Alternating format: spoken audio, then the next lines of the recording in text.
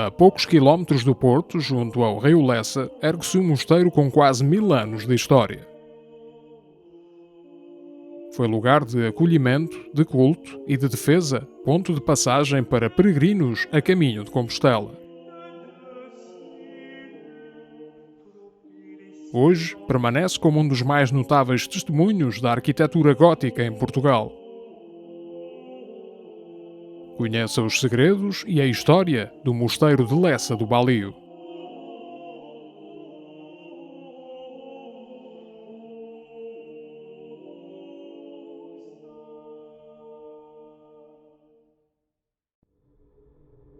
Venha conosco à descoberta de Portugal. Clique em gosto, subscreva e deixe o seu comentário. O seu apoio e opinião são muito importantes para nós. Obrigado.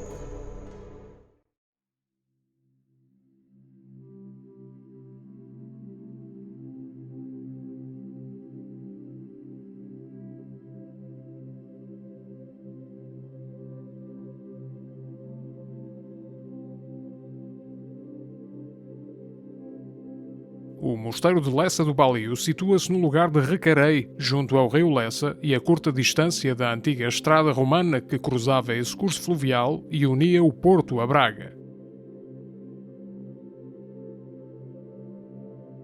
No século X já aqui existia um pequeno cenóbio dedicado a São Salvador do Mundo, de dimensões e fundação modesta, possivelmente destinado a acolher os membros da sua família patronal.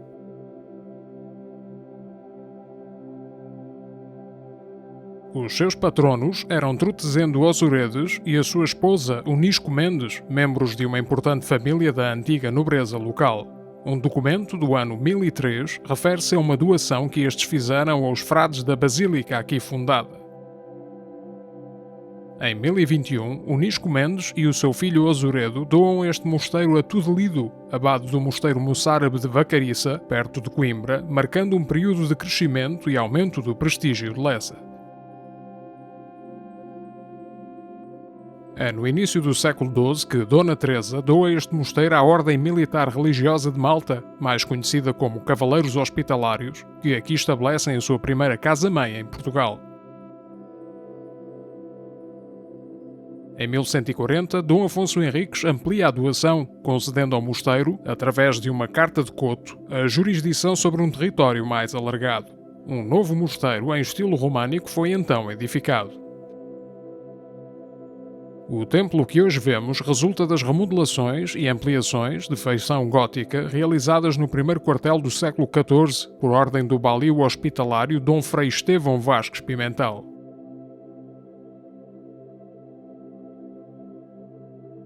Na fachada principal, o portal é em arco quebrado e tem 4 arquivoltas, decoradas com motivos geométricos e vegetalistas, suportadas sobre colunas com capitéis, também ornamentados com motivos vegetalistas.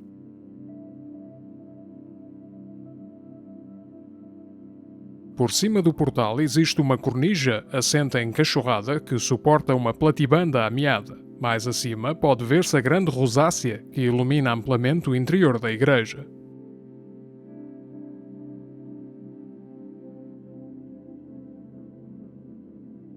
As arquivoltas são um conjunto de arcos concêntricos que molduram a parte superior de um portal. Cada arquivolta recua em profundidade e pode ser decorada com elementos esculpidos. Em arquitetura, o cachorro é uma pedra esculpida que sustenta uma cornija ou beiral. Pode ser decorado com formas humanas, animais ou motivos vegetais.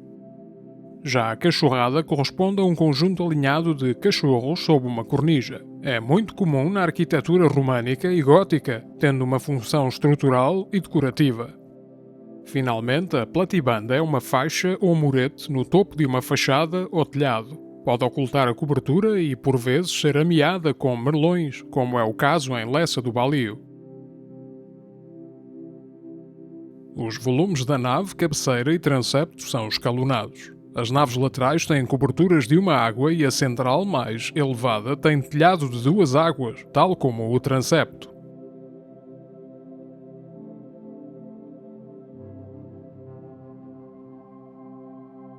A Torre Cineira, de 28 metros de altura, apresenta balcões de matacães nos ângulos e a meia altura nas faces oeste, sul e este, sendo rasgada nas suas 4 faces por seteiras, marcando visivelmente as suas funções defensivas. Os matacães são balcões salientes com aberturas no chão, usados para defesa de torres e muralhas, permitindo lançar projéteis sobre o inimigo. Os defensores recorriam a soluções como a largada de pedras, a utilização de flechas ou líquidos como água quente, alcatrão ou óleo fervente.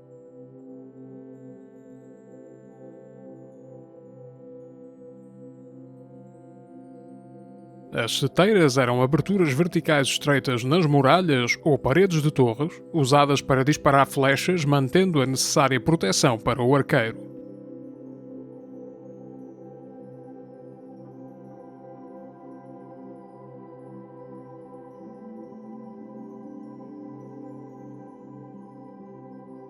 Na fachada lateral sul existe um portal ogival com 4 arquivoltas, sendo que a interior surge decorada com motivos vegetalistas. As colunas possuem capiteis com decoração zoomórfica e fitomórfica. Encontra-se inserido num gabelete simples, encimado pela cruz da Ordem Soberana e Militar Hospitalária de São João de Jerusalém, de Rhodes e de Malta, nome completo da Ordem do Hospital. O gabelete consiste num elemento triangular decorativo, esculpido sobre portais ou janelas góticas. Pode conter janelas e óculos e ser encimado por pináculos ou com uma cruz, como ocorre neste monumento.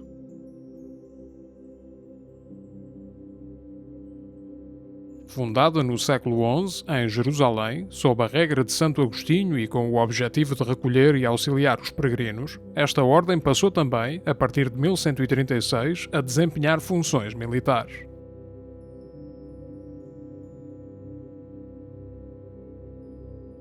Tinham como missão defender a Igreja do Santo Sepulcro e a custódia, tendo erguido a sua primeira fortaleza na localidade de Beit Jibrin. Nessa mesma altura já se encontravam presentes em Portugal.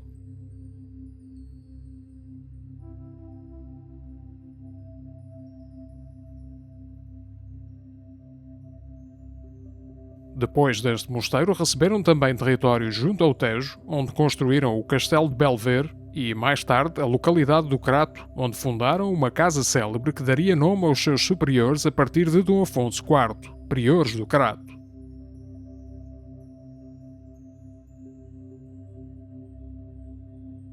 Nas suas proximidades implanta-se também aquele que é um dos mais importantes exemplares de mosteiro fortificado da Península Ibérica, fundado por Dom Álvaro Gonçalves Pereira e que viria a ser, na segunda metade do século XIV, a futura sede hospitalária em Portugal, o impressionante Mosteiro de Flor da Rosa.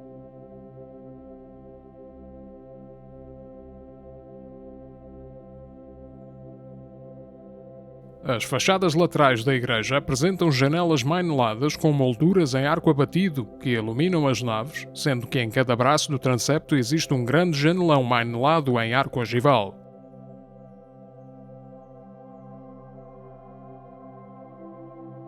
Do lado oeste vê-se a cabeceira tripartida do templo, ritmada por volumosos butaréus de feição românica e entre os quais surgem rasgadas altas janelas maineladas em arco quebrado.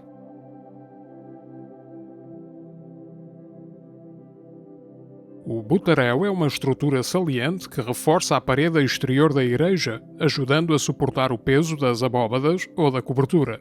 Já um mainel consiste numa barra vertical, em pedra ou madeira, que divide uma janela em secções, daí advindo o conceito de janela mainelada. Era muito usado em janelas românicas e góticas. De acordo com descrições anteriores a 1844, ano em que foram efetuadas as demolições das dependências monásticas, o edifício desenvolvia-se para o sul, onde existia o claustro.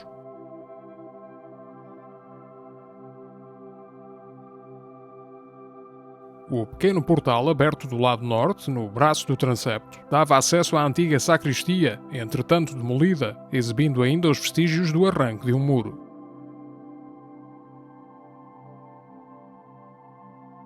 A sua configuração de igreja-fortaleza, que à semelhança de outros templos coevos evidencia a instabilidade dos primeiros séculos da independência portuguesa, constitui um compromisso entre funcionalidade e religiosidade.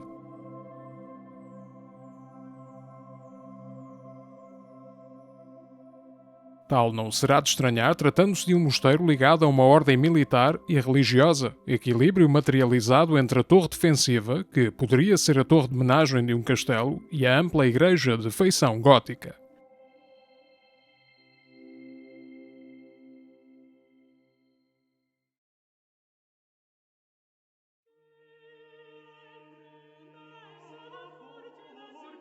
No interior, a igreja possui um pavimento rebaixado, acessível através de degraus. Está dividida em 3 naves, sendo a central mais alta e larga.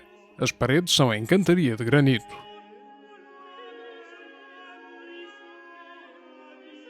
As naves, divididas em 5 tramos, apresentam coberturas em vigamento de madeira de carvalho e castanho, sendo separadas por arcos quebrados assentes sobre pilares cruciformes com colunas adoçadas.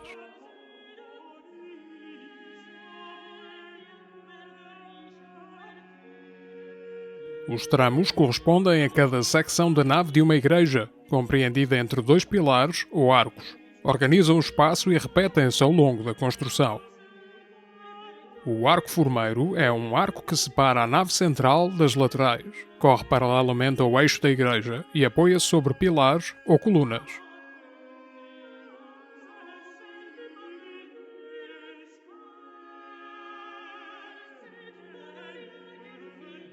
Os pilares que sustentam os arcos formeiros da igreja são generosamente decorados com motivos vegetalistas, mais típicos do estilo gótico, mas também com diversas representações figurativas.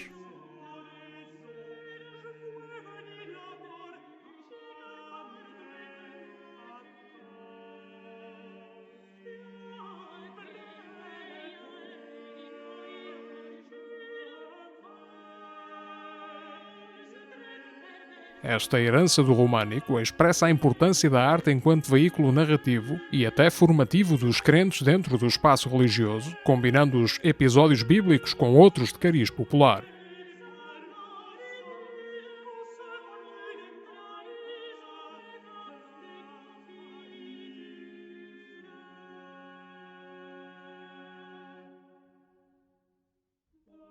Nestes extraordinários capitéis surgem representados episódios como a tentação de Adão e Eva e a expulsão do paraíso, junto de representações de seres fantásticos que ilustram conceitos como o pecado e a redenção.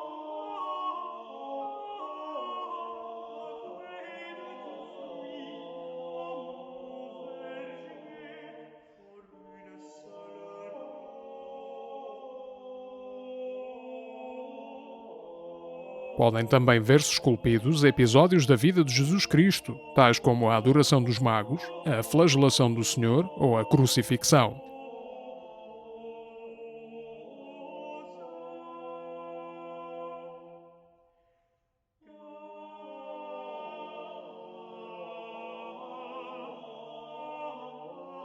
A história deste mosteiro registra diversas visitas importantes, tais como a de Dom Afonso Henriques, que aqui residiu durante algum tempo e ouviu impressionantes relatos sobre as cruzadas.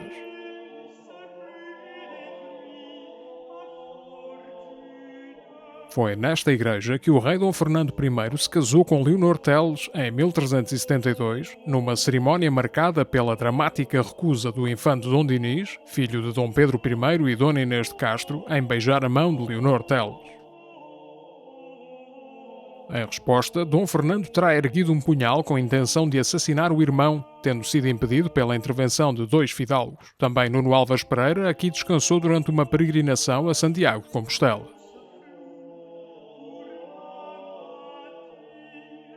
A igreja possui 2 absidíolos que ladeiam a capela-mor, sendo que o do lado da epístola é antecedido por um esguio arco quebrado suportado por colunas com capitéis decorados.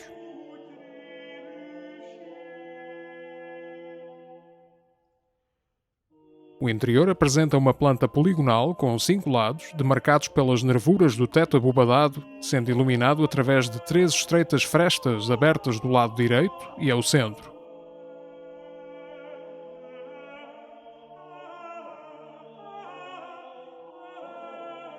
A Capela Mor é antecedida por um arco triunfal ogival, com capiteis decorados, sendo encimado por um óculo.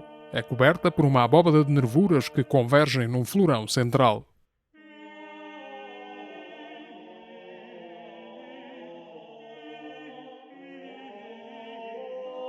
A parede esquerda da Capela Mor é ocupada, na sua quase totalidade, pelo túmulo de Frei Cristóvão de Cernache, comendador de Lessa, que faleceu em 1569. Executado no século XVI, em estilo renascentista, possui arcossóleo organizado em pilastras e entablamento. Sob o arco surge um baixo relevo representando o brasão dos Cernaches e Pinos. Sobre a arca tumular encontra-se uma escultura do sepultado, em barro policromado, que enverga o hábito dos hospitalários e é representada em posição de oração diante de um genuflexório. Na parede do lado direito da Capela Mor existem mais 2 arcossóleos geminados que albergam as arcas tumulares de Frei Lopo Pereira de Lima e de Frei Diogo de Melo Pereira, que eram irmãos. O arcossóleo é um túmulo embutido na parede, encimado por um arco. É muito comum em igrejas e mosteiros medievais para sepulturas nobres ou religiosas.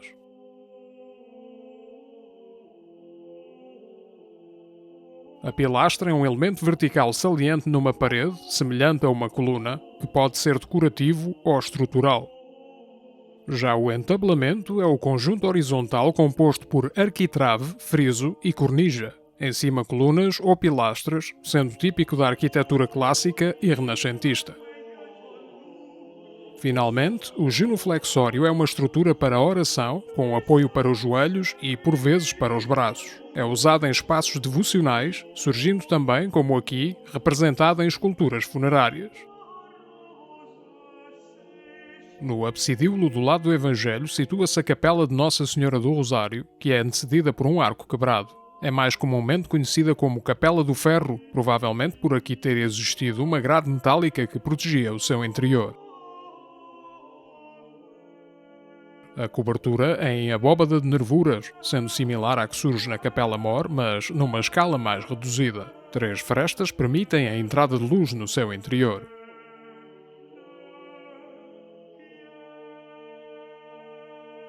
Na parede esquerda dessa capela abre-se um arcossóleo que alberga o túmulo de Frei João Coelho, lavrado em pedra de Ançã em 1515 pelo excepcional escultor Diogo Pires, o Moço. Na parte superior apresenta uma estátua jacente do sepultado, representado como um homem idoso, barbado, envergando uma túnica com a cruz da Ordem de Malta no peito. A sua cabeça repousa sobre uma almofada e as suas mãos estão juntas em sinal de oração.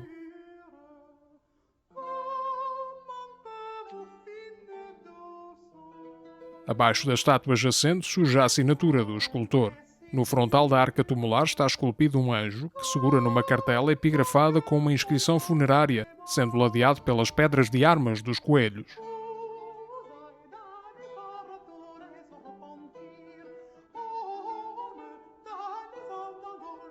Na parede direita da mesma capela existe uma lâmina de bronze que é constituída por 2 folhas, contendo uma inscrição laudatória em latim com caracteres em relevo separados por rosetas de 4 pétalos.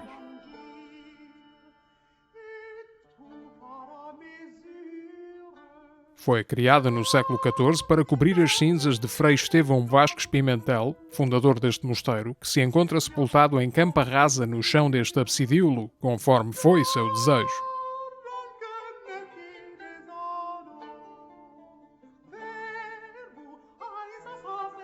Na margem superior surgem representados anjos ladeando a Santíssima Trindade e a Anunciação. Nas laterais estão retratados 6 apóstolos e na margem inferior o escudo heráldico com as armas nacionais e a cruz dos hospitalários.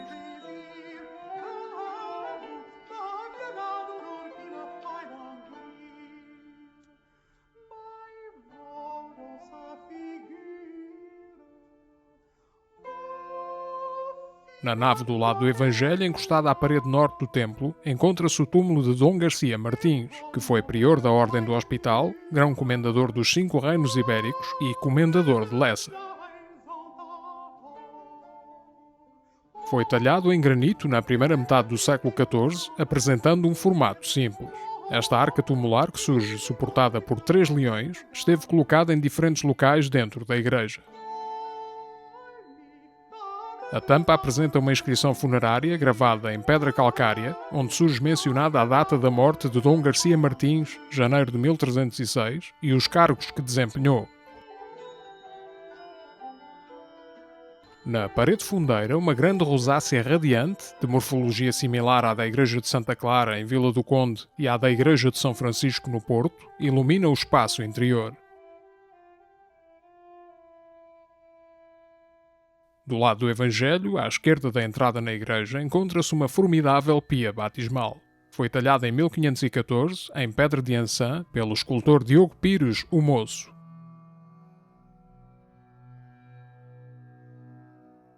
Na sua parte superior está esculpido um anjo-tenente que apresenta as armas de Frei João Coelho, uma figura que é similar àquela que surge no seu túmulo, executado pelo mesmo artista.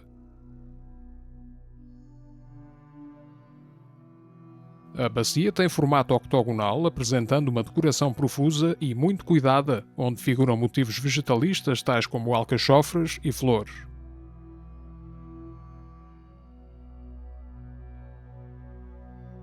Existem também faixas com inscrições epigrafadas em caracteres góticos, onde surge o nome do encomendador da obra e o seu título como Superior da Ordem do Hospital, Prior do Crato.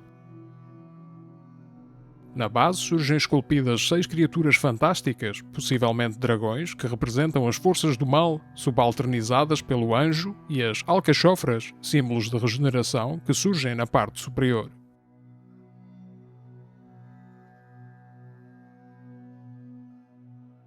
Uma das funções mais importantes deste mosteiro, profundamente ligada à vocação fundacional da Ordem do Hospital, era a assistência aos peregrinos que se deslocavam na direção de Santiago de Compostela. A travessia do rio Lessa fazia-se aqui bem perto através da Ponte da Pedra, cuja construção remonta ao século II d.C., como parte da via romana que ligava Porto Scale, o Porto, a Brácara Augusta, Braga.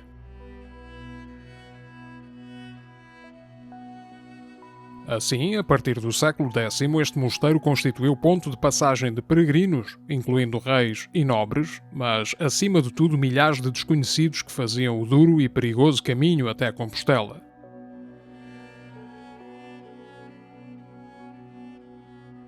Com a extinção das ordens religiosas em Portugal, no ano de 1834, o mosteiro foi abandonado e vendido em asta pública, caindo em ruína. Já na década de 1930, receberia importantes obras de restauro. O Mosteiro de Lessa do Balio encontra-se classificado como Monumento Nacional desde 1910, sendo um dos mais marcantes exemplares da arquitetura gótica em Portugal.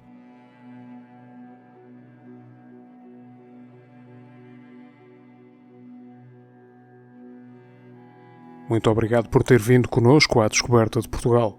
Se gostou do vídeo, por favor clique em gosto e subscreva o canal para acompanhar as nossas novidades.